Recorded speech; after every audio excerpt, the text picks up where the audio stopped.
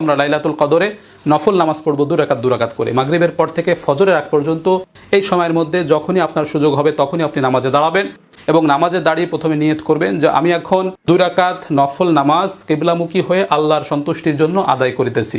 এতটুকু কথা অন্তরে সংকল্প থাকলে নিয়ত হিসেবে যথেষ্ট হবে, আর কোনো অতিরিক্ত শব্দ যোগ করতে হবে না।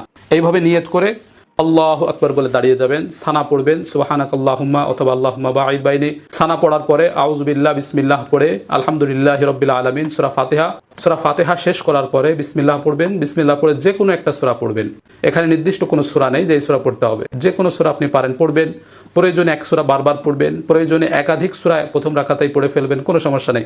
এভাবে সূরা পড়ার পরে আল্লাহু আকবার বলে রুকুতে চলে যাব, সামি আল্লাহু লিমান হামিদা বলে রুকু থেকে উঠবো, স্বাভাবিক নিয়মে আবার সেজদা করব, আল্লাহু আকবার বলে 2 সেজদা করব, আল্লাহু আকবার বলে দাঁড়িয়ে গিয়ে দ্বিতীয় রাকাত শুরু করব। শুরুতে আমরা বিসমিল্লাহ পড়ব, বিসমিল্লাহির রহমানির রহিম পড়ে সূরা ফাতিহা পড়ব আলহামদুলিল্লাহি রাব্বিল আলামিন।